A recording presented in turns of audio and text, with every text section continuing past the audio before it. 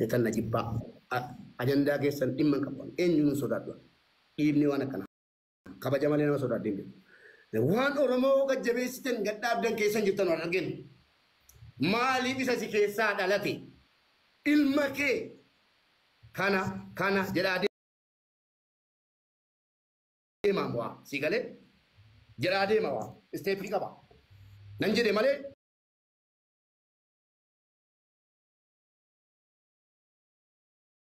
Nan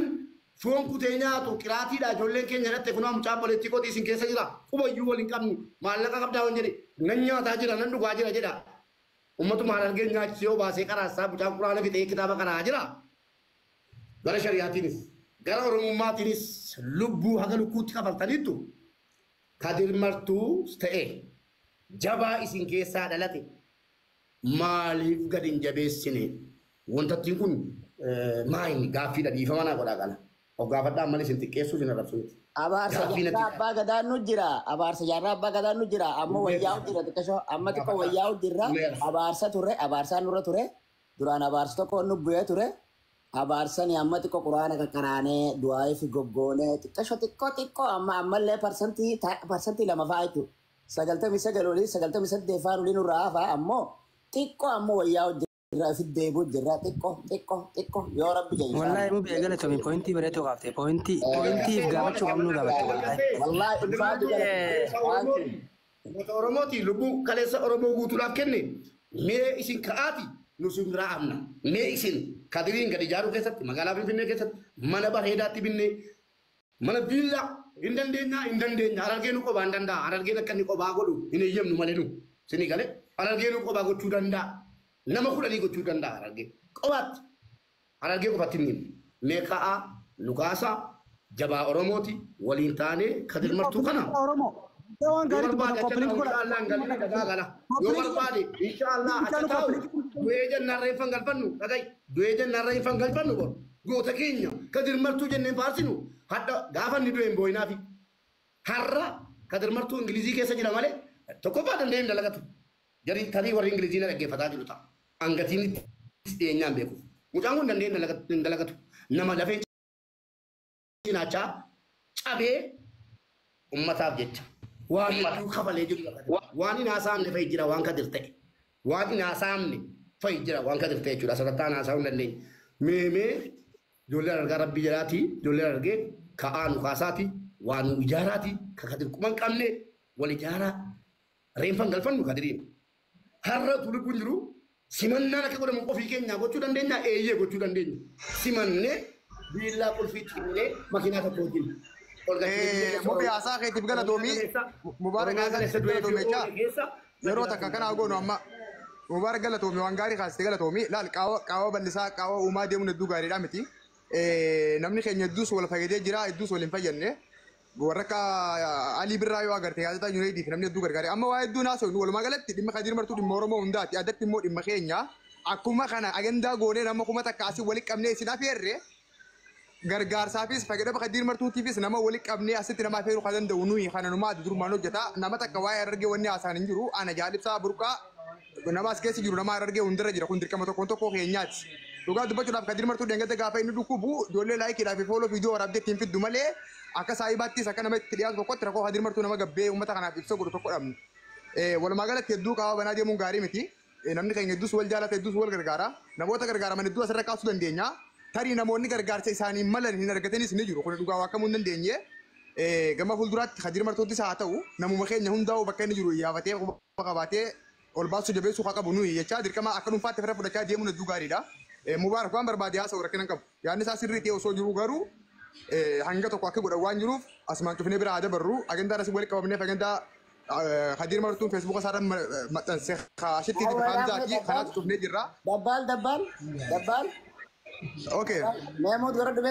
akam goote sa haasawaa gurbaa. Duma kee haasawuu jirta moo yaada namaati yaada. Dabbalarraan taa dhugaa dhufe moo qabisa. Obsibe.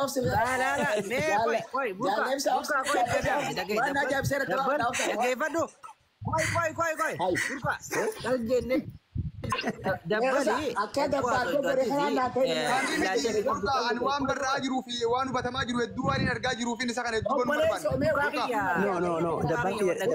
wanni kaatoo dubbatamuun gaariidha. Caalaa Okay, itti fufaa haasawa. Waliin gargaaru jaatti fufaa. caalaa moo garuu tokko deeqa takka deeqa wayin sinii maa dhageeffadha. Amma namni keenya waliin gargaartan isinii akka Oromootti Oromoo bira dhaabbattan wal bira Oromoo bira dhaabbattanii ammoo akka keessa wal quban qabdanii obboleessoo ifit deebi'aa wal quba qabaadhaa hajuu kana if qabu feetaa yookaan lakkii kijiba nurra kaayanii jechuudhaaf diddibdee bira dabruu feetee bi lakkii yes dhugaadha dhibbarraa dhibbatti yaqiina dhugaa tokko lamadammoo dhugaadha Kadir martuu ani gargaarsan fedhu ilmaan kiyya suuraa isaanii qabatanii deddeeminaan anallee suuraa isaanii qabatanii deddeeminaan je dhuga baana yes maaliif asirratti maqaasaa fuunee olii gadi deddeemuu diddaa qaba ammoo akka namaatti teessee ilma kee irraa haasoytee karaa gartee ifiifis waa gootuun irrattis karaa hawaasni bira dhaabbatuun irrattis irratti dalaydee qabeenya xiqqishaa tokko gootee fi mana bareedaa xiqqaa tokko gootee fi ilma keetii achi taa'eefis faayidaan inni dalagu jiru nyaateetuma dhugee bobbee gala malee kuulii godhee maallaqa walii qabee wanni inni godhu jiru lubbuun baafate ara lubbuudhaan namni isa galaafatu yookaan ajjeesu jiru biyya galchitee tasgabbii qilleensa bareedaa san keessa taa'ee hawaasa isaa ka isa beeku ka isa jaalatu ka afaan isaa dubbatu sanii wajjin taa'ee bobbee galuun Kadiriif kabajaadha ulfina san ammoo isa gaafannee osoo hin ta'in nuti fitti amannee godhuu danda'uu qabna. Gaafa kana ammoo gaafa namni waan tokko rakkina kee cinaacha laafaa kee tokko sitti hime cinaacha laafaa keessan dhugaadha ji'i fitti fudhadhu malee akka keetii qofatti hin ilaalin yoo waan fedhe amma